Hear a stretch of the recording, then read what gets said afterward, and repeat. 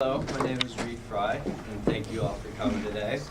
I will be discussing a very important and current crisis impacting the Middle East.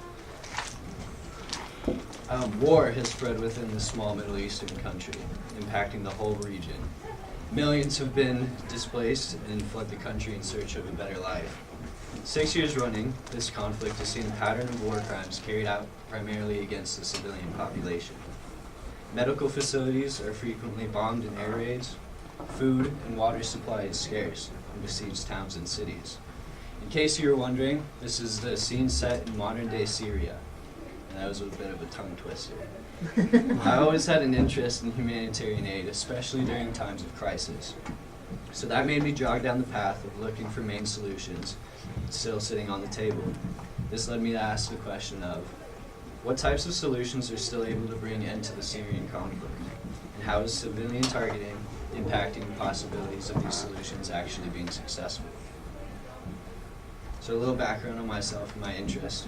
History and current events have always been my favorite subject, in and out of school other than lunchtime. I remember watching 2 movies about the Rwandan genocide, the most popular being Hotel Rwanda. While I was watching this movie, I was mortified by the conflict's violence. Although I was a bit scarred, I knew this was what I was interested in, understanding current and past events. As a young child, I always looked and listened to the news. I saw a lot of cool stuff happening around the globe, but I never actually fully understood these events from the ground up. My interest for this particular topic came about around last year.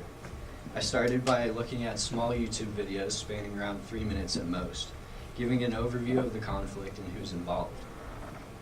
I even read small news articles to find more information. I was absolutely hooked by the complexity seen within Syria. I found new information around every corner and read enough to understand and grasp just this summary of the conflict's key points. Now, I know my first name is a bit misleading, so reading this much on my own was a step up in my teenage career. I was doing this before I even thought of doing it for academic research.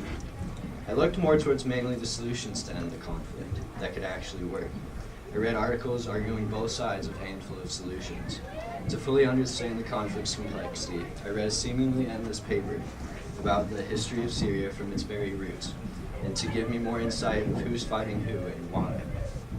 At this point, I still had no main direction, or even thought of the question I presented before. My holy grail was the day I stumbled upon an article discussing an unfortunate and horrific humanitarian crisis spreading throughout the country. This was how I began my journey, by looking at war crimes committed primarily by the Syrian government and a Russian ally.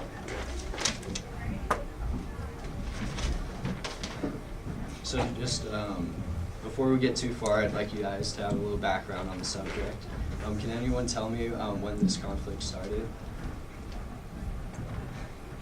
No. Well, okay. It was back in 2011 in my youthful years in middle school.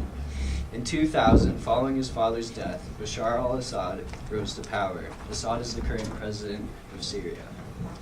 After uprisings in Egypt and Tunisia protesting their leader in 2011, the Syrian people began to protest theirs as well. Assad held on to power tightly and violently cracked down on his people. In response, the Syrians and deserters of the Syrian military formed large rebel groups. At this time, Assad and his forces retreated back to main cities and strongholds along the Mediterranean coast. Russia and Iran continued their support for Assad, a longtime ally. Iran and Russia have supplied money, military aid, and supervisors. The U.S. gives aid to the opposition forces as well as takes part in air raids against the Islamic State, as well as Turkey and Saudi Arabia, who also waged war against the Islamic State. After the war began to decrease in hostilities, the focus then turned towards ISIS. This was in response to the mainly all rebel forces being diminished in the conflict's current state.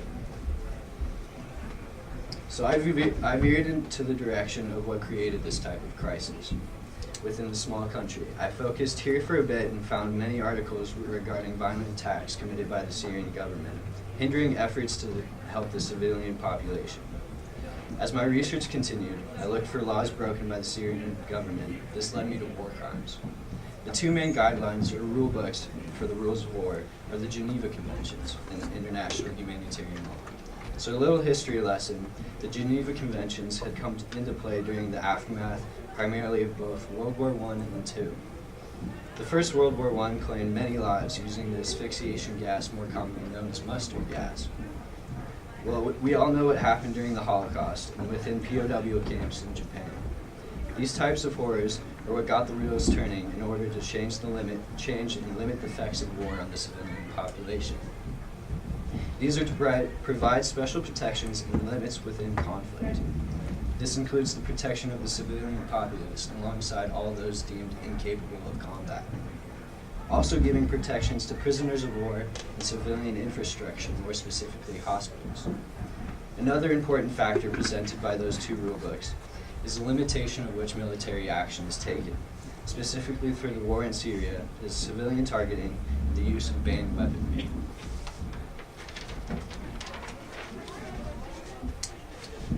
So, from my research, I discovered a large amount of evidence showing war crimes committed frequently throughout the conflict's long 6 years.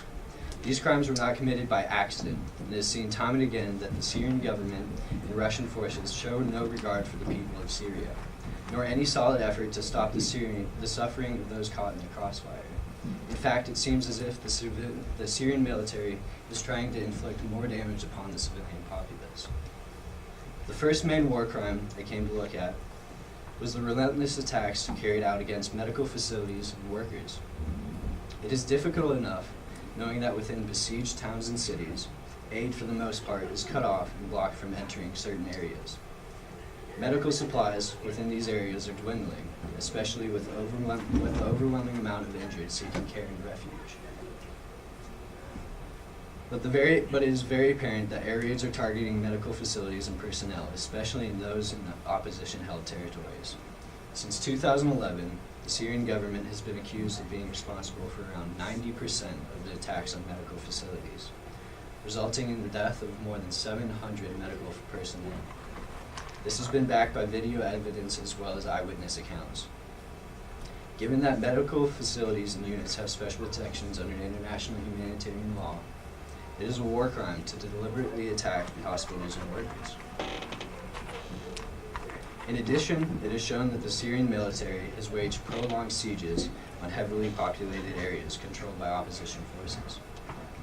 While being subject to relentless aerial bombardments and heavy fighting, the civilian population has been exposed to starvation and horrors that could have been prevented if allowed access to basic care. In many cases, bombardments have been carried out using banned weapons. In 2013, the most devastating chemical attacks happened in Ghouta, suburbs outside of Damascus, a large city within Syria. Air raids have seen the continued use of cluster bombs. Cluster munitions since 2008 have been banned from the use in conflict due to its indiscriminate lethal effect, thus making the use of this weaponry a war crime, especially in highly populated areas. And these weapons are made cheaply and easily. The way they are made, they put basically a barrel and they fill it with shrapnel and scrap metal and pack it full of high explosives and basically push it over the side of a helicopter hovering overhead. From the use of banned weaponry and denial to access basic human needs, all have been war crimes committed primarily by the Syrian government. Although shocking, we do not see the side of the war as we often once did. It is sad to feel as if the conflict is quickly being swept under the rug. This war has proven difficult to conclude. Ceasefires broken and unsuccessful solutions has led to the state of the conflict we see today. So I do admit, I haven't looked intensely into other solutions. I understand there's probably a huge number I haven't even discovered yet. To add to that, there are also many other factors impacting the ability for a solution to be successful, especially when there are also other world events that have to be addressed specifically in the UN Security Council. The history of Syria and who lives there is so complex that we have to look back in time to understand the conflict and why it is still raging today. Tribal and religious tensions have clashed for hundreds of years within the small Middle Eastern country. Problems with regional governments have also been something I have yet to research, making war crimes a subtopic within the overall mess. So if I haven't lost the crowd yet, in conclusion to my research, I have come to find two main solutions to ending the war, in my opinion. Now, I do not know if these could actually work in concluding violence. The first solution being the removal of Assad from power, and the second being the obvious of his continued time in office, which in my opinion is the most likely at this point. From his track history, Assad has a lot working against him. The Western countries and the UN are frustrated by their lack of power to resolve this issue. Although there could be a different leader put in Assad's position, to see him gone will lead to the support of the West in bringing aid into the country. Caught in this deadly conflict, the people of Syria would finally have a life without war. The West would work tirelessly to bring supplies to the war-torn country, as well as fund its reconstruction. This could also bring all who want to return to their country after seeking refuge somewhere else. Ultimately, I do not think the solution would work. There are many other factions clashing over who will be leader of Syria. Regional governments also have their own plans in what they see best for the small Middle Eastern country. Too many factions fight over power and have always hated each other for hundreds of years. It would be difficult to suppress powerful factions from deciding the fate of Syria. If Assad were to stay in power, more conflict could erupt. As well as we see, a handful of regional governments do not support Assad's regime. Willing to commit war crimes without end gives us no room for negotiation. As long as we see Russia at his side, little change will occur, unfortunately. If this solution were to take place, there would need to be some level ground regarding his actions throughout the conflict. The West must come to realize that he will not leave, but will have to answer for his war crimes one way or another. By not only bombarding his people, he also attacked medical facilities, bringing aid to those in pain. He deliberately brought increased suffering to his own country unprovoked. As leader, he already has the support of Russia and even Iran. He already has all the tools to rebuild his country and bring end to the long-fought conflict. There is no way that a different leader would be put in his place without further military action, which would bring more death and destruction to the already crumbling country and region. It is easiest now at this point to realize that we need to cut our losses and move towards a better Syria. So although there is a large handful of paths to the resolution, continuous war crimes have shown that any solution will prove difficult to be successful. This conflict has seen all of it, from the tides turning to favor Assad's forces after the U.S. refused to military involve themselves and stop the war at its beginning. Although in a sense this conflict was a long time coming, as I said earlier, there are a large number of religious and tribal factions all racing to the top. Peace has never been felt within Syria. Fighting from the very beginning of the country has lasted for centuries. Syria is vast and rich in history. Many have risen and fallen from power. Although there are too many factions hindering the ultimate resolution for Syria. Whether they be with or without Assad in power, there will always be unrest in Syria. But as time is running out, we must look past our differences and focus all our effort on bringing relief to the country. If we cannot just move forward without continued conflict and tensions, then we will have an increasingly difficult time if the West wants to be world police to resolve conflict and back international humanitarian law with serious consequences. This is just a long-fought conflict waiting to end. Too many lives have been affected by this horrific war. The time is now to end the violence and bring aid to those in need. We must rebuild and bring as many people home who have fled the violence in its earliest stages. Thank you.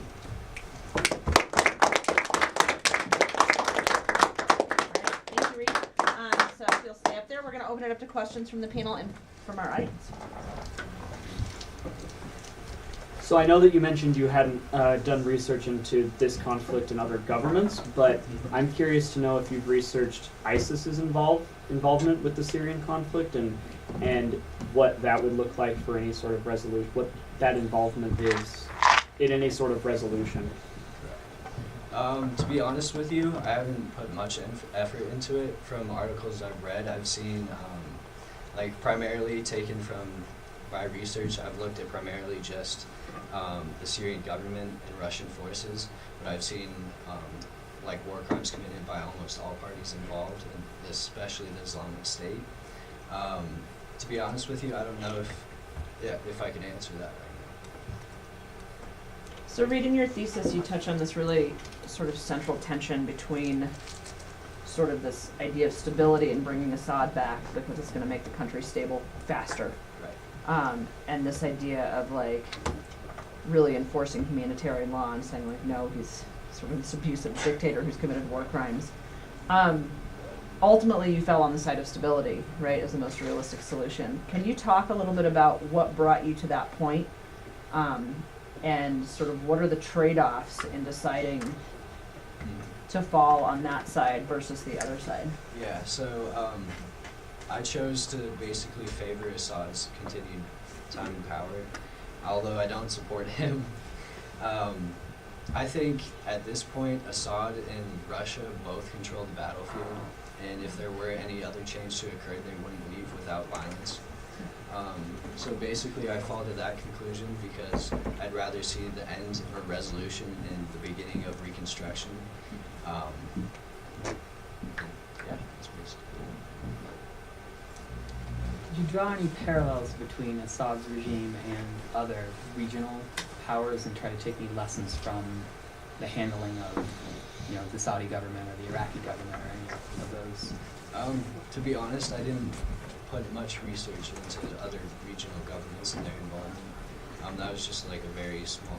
I don't mean their involvement in the Syrian conflict. I mean, what happened with Saddam Hussein as a model for what would happen if Assad fell. Right. What's happening in Saudi Arabia now as another potential model to try to predict forward what a ongoing Assad regime might look like. Or in Libya, with Yeah, I mean, there's Yeah. there's a dozen you could choose from. But Okay, yeah, with his continued power, I think there's, like I said before, there's a lot of factions in that, and he falls under one of those, it's one of the dominant factions over Syria.